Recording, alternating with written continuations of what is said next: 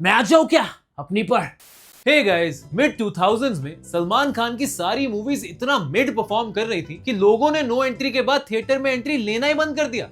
अबे जाके तो दिखा। ये तो सबको पता है कि बैक टू बैक फ्लॉप्स के बाद सलमान भाई का करियर साउथ की रीमेक से रिवाइव हुआ, बट भाई ने साउथ से पहले नॉर्थ की रीमेक्स भी ट्राई करी थी, नॉर्थ अमेरिका की, क्योंकि बाय की अमेरिकन एक्सेंट सुन के लोगों ने सोचा कि इनके साथ हॉलीवुड फिल्म ही बना लेते। स्टाइल लेकिन वो भूल गए कि सिर्फ एक्सेंट से काम नहीं चलता, एक्टिंग भी करनी पड़ती है। I am Salman Khan. I ain't gonna do this. So today let's take a look at Salman Khan's Hollywood remakes trilogy. Here's a recap. Salman भाई की पार्टनर तो सबने देखी, लेकिन उसकी हॉलीवुड इंस्पिरेशन है हिच, जो भाई खुद हो ही नहीं रहे। ये लड़कियां। पार्टनर की स्टोरी एग्जैक्टली हिच की स्टोरी, जो स्टार्ट होती है एक लव गुरु से, जो लूजर लॉन्डो को लड़की पटाने के पैंतरे सिखा रहा है, और वो मुझे चश्मे के साथ देखना ही नहीं चाहती। चश्मा निकाल दो।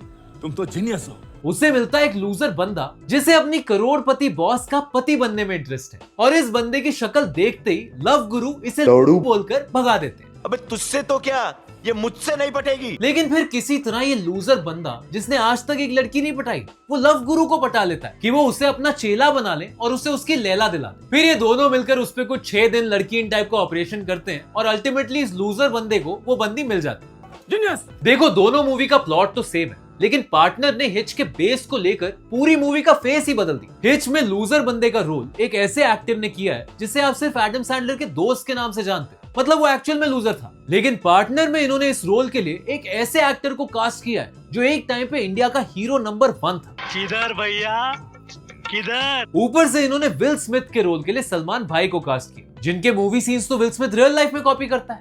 बीमारी खाना है ना।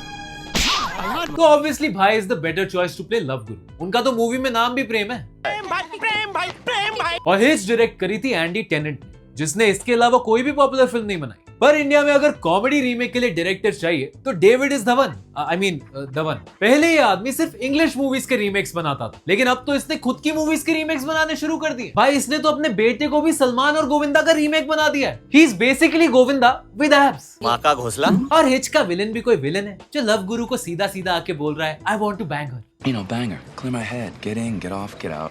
पार्टनर का विलन तो प्लेयर कम शायर ज्यादा था। मगर जब से उसे मिला हूं, सो नहीं पाया। सोना चाहता हूं उसके साथ। देखो, सलमान, गोविंदा और डेविड धवन ने साथ मिलकर बड़ी कॉमेडी मूवीज बनाई हैं, लेकिन जब इन तीनों ने मिलकर एक बड़ी कॉमेडी फिल्म बनाई तो इनकी केमिस्ट्री ने ओरिजिनल को भी बीट कर दिया। Wow, how? इनफैक्ट इनकी केमिस्ट्री इतनी स्ट्रॉन्ग थी कि ऑडियंस को फर्क ही नहीं पड़ा कि गोविंदा और कैटरीना की केमिस्ट्री है ही नहीं। तुझे जमीन पे बुलाया गया है मेरे लिए, सिर्फ मेरे लिए, मेरे लिए, सिर्फ मेरे लिए। भाई, इस मूवी में तो आमिर और एसआरके की कॉपी भी ओरिजिनल से बेटर है। स्वीट इज प्यार, स्वीट इज अनकंडीशनल अनलिमिटेड प्यार। बस पार्टनर की इसी सक्सेस को देखकर भाई ने ओवर कॉन्फिडेंस में एक और हॉलीवुड रीमेक साइन कर ली। पार्टनर की सक्सेस का एक बहुत इंपॉर्टेंट रीजन था उस फिल्म की कास्टिंग। हिच में विल स्मिथ एक कूल करिश्मेटिक कैरेक्टर प्ले करता है, जो सलमान भाई को नेचुरली फिट करता है। Very lucky. लेकिन ब्रूस ऑलमाइटी का हीरो था जिम कैरी, जो अपनी फिजिकलिटी से पूरी फिल्म कैरी करता है। जिम कैरी की जगह बॉलीवुड का जिम सीन कैरी करने वाले सलमान भाई को लेना वाज अ मिस्टेक। तो उसमें मेरी क्या गलती है सर? दोनों फिल्म्स का मेन कैरेक्टर एक लूजर टाइप बंदा होता है जो बात बात पे भगवान को कोसता रहता है। एक मैं ही हूँ इस दुनिया में जिसे तुम परेशान करते हो। और क्योंकि जिम कैरी नेचुरली गूफी और रिलेटेबल है, जब वो अपनी प्रॉब्लम्स को लेकर रोता है तो काफी बिलीवेबल लगता है। लेकिन जब सलमान खान जैसा सिग्मा मेल अपनी प्रॉब्लम्स को लेकर रोएगा तो कौन उसे सिंपैथी देगा? सूरज की रोशनी के साथ आप मुझे जलाना चाहते हो? मैं नहीं जलूंगा। ऊपर से ब्रूस की प्रॉब्लम्स भी सिंपल थी, नौकरी और छोकरी दोनों नहीं मिल रहे। बाकी कुछ पर्सनल या फैमिली इश्यूज नहीं थे, लेकिन भाई की तो पर्सनल, प्रोफेशनल और लव लाइफ तीनों की लगी पड़ी है। उसका बाप उसकी नौकरी पसंद नहीं करता, उसकी बहन को लड़के वाले पसंद नहीं करते, उसका बॉस उसकी शक्ल पसंद नहीं करता, और उसकी पसंदीदा औरत किसी और को पसंद करती।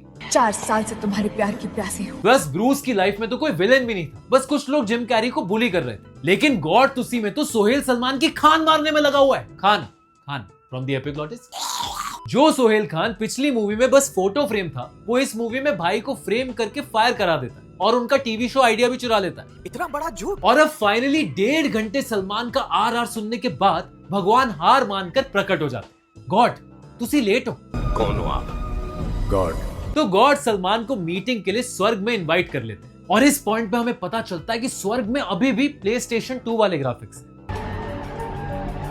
ब्रूस ऑलमाइटी में भगवान से मिलने का तरीका थोड़ा कैजुअल है, क्योंकि गॉड एक स्वीपर के रूप में आते, तो जिम कैरी का डिसबिलीफ भी सेंसिबल था। You suck. लेकिन सलमान खान इस नर्क जैसे दिखने वाले स्वर्ग में खड़ा होकर भी पूछ रहा है कि मैं कैसे मान लूं आप भगवान हो। अरे क्यों मानूं कि आप गॉड हो? और गॉड को देखते ही सलमान उन पे वीकेंड का वार कर देता है। मेरी जिंदगी में जो भी प्रॉब्लम है आपकी वजह से, आपसे कोई भी खुश नहीं है। तो भगवान सलमान से इंटिमिडेट होकर रिजाइन कर देते हैं और नोटिस पीरियड में 10 दिन के लिए सलमान को अपनी पावर्स हैंड ओवर कर देते हैं। मतलब भाई अल्फा मेल से सीधा अल्फा ओमेगा बन जाते हैं। जो भी हूँ, जैसा भी हूँ, 10 दिन के लिए तो सिर्फ मैं ही हूँ। इस पॉइंट तक भाई की एक्टिंग सही थी, क्योंकि वो एपी का कैरेक्टर प्ले कर रहे थे। लेकिन भगवान बनते ही वो बस सलमान भाई बन जाते हैं। कान पे बाल उगा दूंगा। ब्रूस ऑलमाइटी में जिम कैरी पावर्स मिलते ही बंदियों को रिज करने की कोशिश करता है, लेकिन भाई तो पावर्स मिलते ही टेररिस्ट फेल रहे हैं। और लिटरली 5 मिनट में भगवान वापस आकर कहते हैं मेरी शक्तियों का गलत इस्तेमाल किया गया माँ। और उससे पावर्स वापस ले लेते हैं। ब्रूस ऑलमाइटी का गॉड जिम को पावर्स देने के बाद इंटरफेयर नहीं करता। Taking a vacation. लेकिन इस फिल्म में भगवान हर 5 मिनट में आकर एपी को माइक्रो मैनेज कर रहे हैं, बट सही कर रहे हैं, क्योंकि जिस आदमी को इन्होंने गॉड बना दिया है वो तो अर्थ को देखकर कह रहा है कि ये चांद का आपने क्या कर दिया? जीनियस। लेकिन फर्स्ट मिस्टेक बोलकर भगवान उसे पावर्स वापस दे देते हैं और फिर वो अपनी बाकी प्रॉब्लम सॉल्व करता है। सबसे पहले वो अपनी नौकरी वापस लेता है, फिर सोहेल पे पॉश लगवाकर अपनी बंदी वापस लेता है, उसके बाद अपने बाप का मुंह बंद करवाकर अपनी बहन का मुंह फिक्स करता है। अरे पहले कितनी भयंकर दिखती थी, आज कितनी भयंकर लग रही है। फिर उसे याद आता है कि दुनिया में तो और भी लोग स्ट्रगल कर रहे हैं, तो भाई और जिम दोनों पूरी दुनिया की सारी विशेष पूरी कर देते। जिस जिसको जो जो चाहिए, सबको सब कुछ मिले।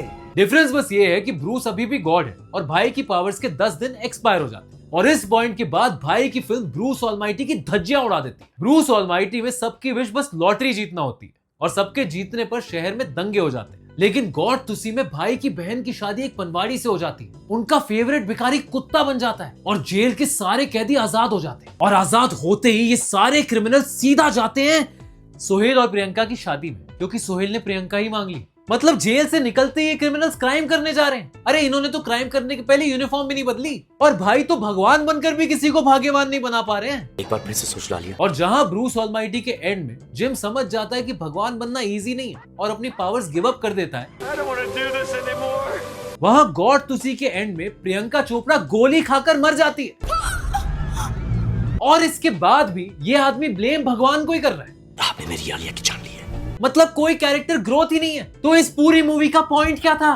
पूरी दुनिया मुझ पे हंस रही है। Honestly, the only good part about this film is Dilip Tahir, जो बेकार से बेकार रोल में भी 100% एफर्ट मारते हैं। आइए आइए आइए Arun Prajapati, AP the great, please आप मेरी चेयर पे बैठिए। तो ऑब्वियसली फिल्म काफी फ्लॉप थी और इसके बाद भाई को रियलाइज हुआ कि हॉलीवुड रीमेक्स तो नहीं चल रहे और साउथ के रीमेक्स में बड़ा स्कोप है।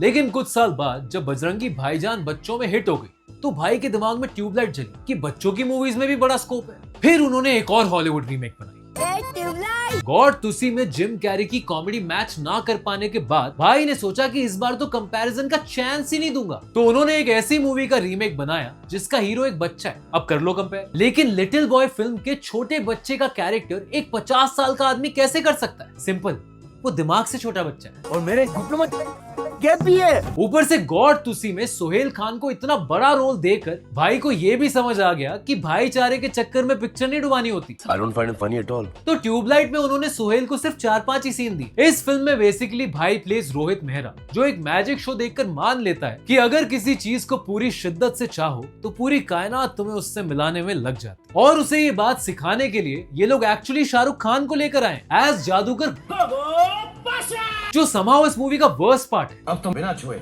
सबको हिलाकर दिखाओगे। इस फिल्म में सोहेल खान होने के बावजूद अगर इस फिल्म से शाहरुख खान को निकाल दो तो पूरी फिल्म पे जीरो इम्पैक्ट होगा, जीरो। बेसिकली फिल्म में Sohail Khan Indo China war के टाइम आर्मी में एनरोल कर लेता है ताकि वो देश की सेवा कर सके और पेंशन से अपने भाई का फ्यूचर सिक्योर कर सके। लेकिन जब सोहेल वॉर से वापस नहीं आता तो सलमान जादूगर गोगा पाशा की टीचिंग्स याद करके वॉर रुकवा देता है। और रुकवा दी पापा। देखो ये सुनने में तो काफी बेसिक स्टोरी लग रही है, बट इस मूवी में बहुत से अच्छे मैसेजेस हैं। सलमान की एक्टिंग एक्चुअली सटल है, मैं हिला सकता हूँ। फिल्म की स्टोरी ओरिजिनल से बेटर है और फिल्म में सोहेल खान का कत्ल है। हमने भी उस टाइम पे इस फिल्म को आउट ऑफ कॉन्टेक्स्ट मीम्स देखकर डिसमिस कर दिया और इस फिल्म के फेलियर के बाद भाई को रियलाइज हुआ कि ये सब रीमेक्स बस मिस्टेक्स हैं और वो इस सब से डिविएट होकर सीधा वाईआरएफ के स्पाईवर्स में इंटीग्रेट हो गए। तीनों फिल्म्स देखने के बाद हमें भी ये लगता है कि सलमान भाई की पर्सनालिटी इतनी यूनिक है कि उन्हें दूसरों की फिल्म्स कॉपी नहीं करनी चाहिए, बल्कि उन्हें अपनी पर्सनालिटी से मैचिंग यूनिक कैरेक्टर्स करने चाहिए, जैसे चुलबुल पांडे, सुल्तान या बजरंगी भाईजान। इनफैक्ट स्पाईवर्स के पहले तो एक था टाइगर भी अच्छी थी। एंड ऑनेस्टली इतनी सारी कॉपीज बनाने के बाद भी सलमान खान की बेस्ट कॉपी तो सुनील ग्रोवर ही करता है। I don't like this shit, man. चलुआ चलुआ चलुआ चलुआ